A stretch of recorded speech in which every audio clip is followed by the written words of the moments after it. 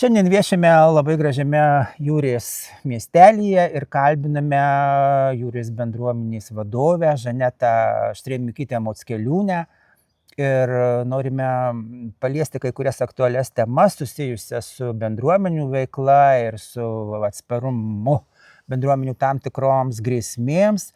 Tai galbūt, miela Žaneta, aš pirmiausia jūsų paklausčiau, kaip apskritai jūsų nuomonė bendruomenės, jų telkimasis, jų veikla įtakoja ir tam tikros vietovės, galbūt ir savivaldybės Kazlų Rūdos veiklas, aktyvumą, pokyčius, gerus pokyčius.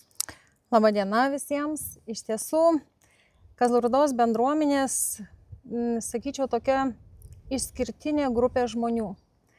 Mes iš tiesų bendraujame ne tik, kad oficialiai tam tikrų renginių metu, iš tiesų turim savo grupės, kur bendraujam betarpiškai, kada iškyla problemos, kada turim apie ką kalbėti, kada matom, kad reikia kalbėti. Ir bendruomenių ta bendra veikla tokia labai yra apjungianti žmonės. Aš labai to džiaugiuosi, nes iš tiesų labai greitai sklinda informacija, kurios reikia, ką ir jūs minite, jeigu kažkokiu tai konkrečiu metu įvyksta kažkokie pokyčiai, nesvarbu, neblogi, apie blogus nenorim kalbėti, apie gerus, bendruomenės labai greitai keičiasi informacija. Reiškia, tai yra mūsų stiprybė ir mūsų, sakykime, toksai branduolys žmonių, kuris jau gali koordinuoti kažkokius nenumatytus įvykius.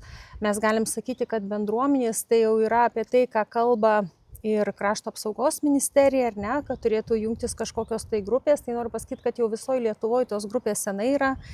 Atšventėm 20-metį bendruomenės, iš tiesų bendruomenė tik stiprėja. Ir kaip jūs minėjot, ar tai yra kažkokie tai pokyčiai, noriu pasakyti, kad bendruomenės neišsikvėpė. Bent mūsų bendruomenės, jos palaiko viena kitą. Ir kaip nekeista, šiemet į mūsų Jūrės bendruomenę stojo 10 naujų narių ir tie nariai yra atvykėliai. Tie, kurie mato, kaip keičiasi mūsų miestelis, jie nori įnešti savo, sakykime, kažkokį tai indėlį į tą vietą, nori jungtis. Ir turbūt ta žinia, kurią norėtume perduoti, kad besimokanti, besiruošianti laisvai bendruomenė, neįsitempusi, niekada ateina kažkoksai tai įvykis arba numatomas, nenumatoma kažkokia krizė, bet pastovus pasiruošimas ją nuramina. Ir sakyčiau, kad pasiruošusi bendruomenė yra žymiai ramesnė. Žmonės žino, į ką kreiptis.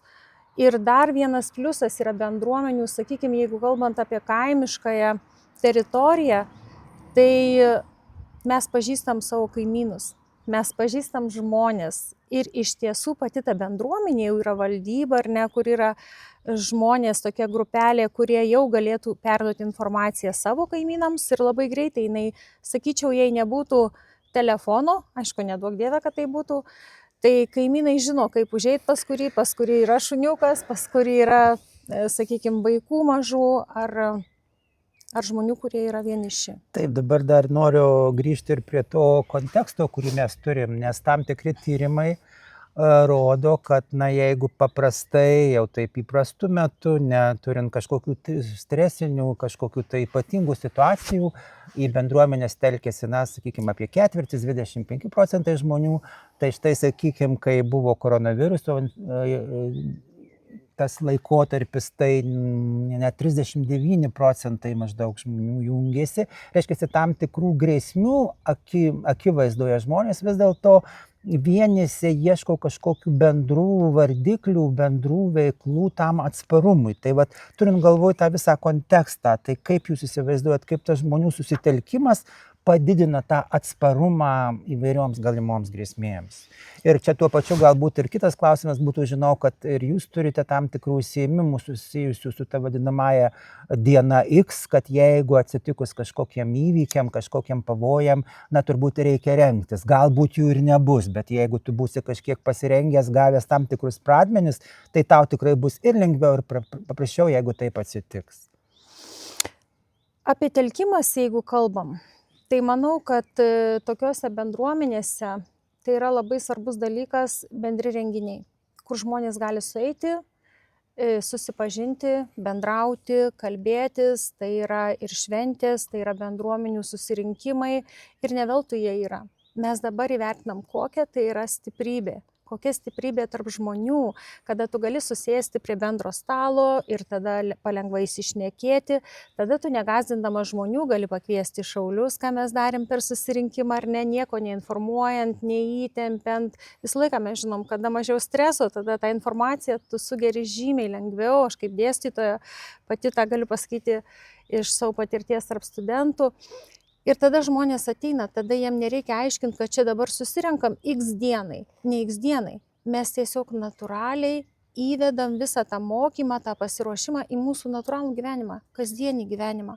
Kai tu gali pasikalbėti su kaimynu, kai tu žinai, kuris turi transportą ar ne, kuris turi generatorių, kuris turi šulinį, kurio gali labai prireikti ar ne. Visus tuos dalykus tiesiog bekalbant tu susidėlioji, o tada mes kaip valdyba iš tikrųjų pradam apsitarinėti, o ką mes galim padaryti. Mes valdyboje turim ir šaulių, tai iš tiesų mums irgi tokia stiprybė. Mes turim netgi savo šaulių skverą. Tai mums labai yra, kaip aš sakau, ta bendrystė yra labai artima, labai betarpiška ir mes bendradarbiavom su Kazlų Rūdos kuopos šauliais, kurie kas metai pas mus atvažiuoja ir tuos pačius mokymus mums rengia. Ir žmonės juos pažįsta, su jais sėdi už stalo ir klausia, sakyk, ar bus baisu? Tai va, tai tokie mokymai, jie yra, sakau, integruoti, jų nereikia bijoti, nes besiruošianti bendruomenė yra stipri, yra motyvuota. Ir tada žmonės tiesiog gyvendami kartu, jie jaučia, į ką galima kreiptis, ar ne, tas žmogus, kuris galėtų koordinuoti. Ir manau, kad mes dar turim laiko pasiruošimui, nesvarbu, mes negalim sakyti, kad mes ruošiamės, sakykime, tokiem įvykiam, mes ruošiamės bet kokiai situacijai. Pažiūrėkit, kokios būna audros, kažkur nulūžo medis, kažkur vienas senolis gyvena ar ne.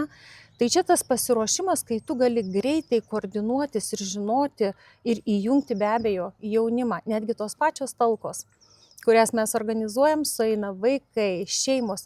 Tai žinot, tai rodo, kad žmonės pradeda tarp tų kartų bendrauti, pažįsta, jau eidamas pro šoną pasisveikina. Va tas artumas turbūt yra svarbiausias dalykas, kai tu gali eidamas ir pasisveikint, ar ne, ir tu žinai, kad tau tas žmogus padės.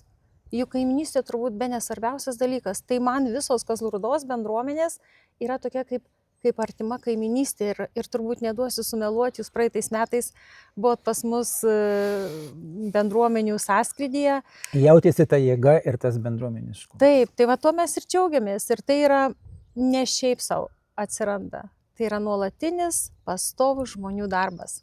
Kai tu bendrauji, tai bendrystei reikia skirti ir laiko, ir lėšų, ir sakykime, ir apjungimo, tai mes labai džiaugiamės, kada galime rašyti ir projektus bendrus, ir mūsų remia Kazlų Rūdos savivaldybė. Tai iš tiesų tos bendruomenės yra pastebėtos ir turbūt tas yra labai svarbu, kai tu jautiesi ne vienas, o kai tu supranti, kad tu esi remiamas. Ir manau, kad mes jiem padedam tuo savo tokią stiprybę, taip ir savivaldybė mums padeda. Ačiū už pokalbį. Dėkoju Jums.